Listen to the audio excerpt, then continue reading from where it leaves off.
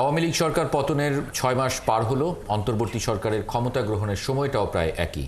এই সময়ে দেশের আইনশৃঙ্খলা পরিস্থিতি, দ্রব্যমূল্য নিয়ন্ত্রণ সহ নানা চ্যালেঞ্জ নিয়ে কথা বললেন বন ও পরিবেশ বিষয়ক উপদেষ্টা সৈয়দা রিজওয়ানা হাসান। তিনি বলেন, এখনও সন্তুষ্টির অনেক জায়গা বাকি, তবে আশাহত নয় সরকার।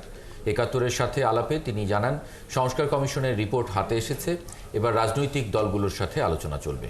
শারমিন নীরা রিপোর্ট। বৈষম্যমূলক কোটা বিরোধী আন্দোলন থেকে সরকার পতনের এক দফা, আর সেই এক দফা থেকে ঐতিহাসিক গণ অভ্যুত্থান, যার জোয়ারে ভেসে যায় পতিত আওয়ামী লীগের ফ্যাসিবাদী। দেশ ছেড়ে পালাতে বাধ্য হন শেখ হাসিনা। নতুন বাস্তবতায় গেল ৮ আগস্ট দেশের হাল ধরেন ডক্টর মোহাম্মদ ইউনূসের নেতৃত্বাধীন অন্তর্বর্তী সরকার। কেমন গেল এই সরকারের দেশ চালানোর ৬ মাস? আইন শৃঙ্খলা, বাজারে মানুষের নাভিশ্বাস, এমন অনেক কিছু নিয়েই ক্ষোভ আছে জনমনে। তবে উপদেষ্টা সৈয়দা রিজওয়ানা হাসানের ভাষায়, সন্তুষ্ট হবার জন্য অনেক কিছুই এখনো বাকি।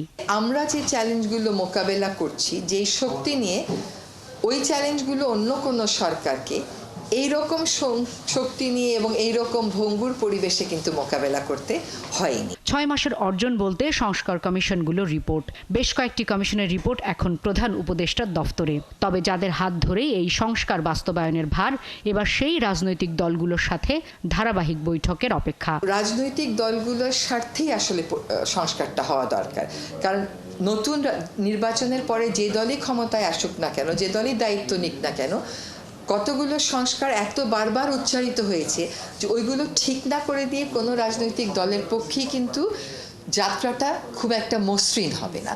এবং রাজনৈতিক দলগুলো এই সংস্কার প্রক্রিয়ায় আস্থা রাখে, তারা খালি বলতে চায় কতটুকুন সংস্কার। প্রসঙ্গ শিক্ষার্থীদের নতুন দল সরকারের থেকে নাকি পদ থেকে পদত্যাগ করে, এমন অনেক প্রশ্ন।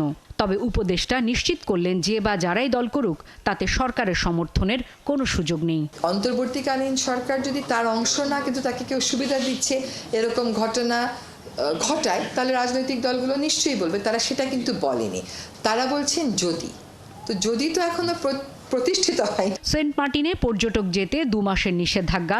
উপদেষ্টা বললেন, বিলীন হবার ঝুঁকিতে থাকা 8 কিলোমিটারের এই দ্বীপ রক্ষার স্বার্থেই এমন উদ্যোগ।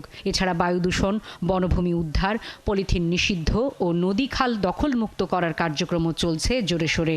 গতিটা ঠিক করলে শিগগিরই দৃশ্যমান হবে অনেক অর্জন।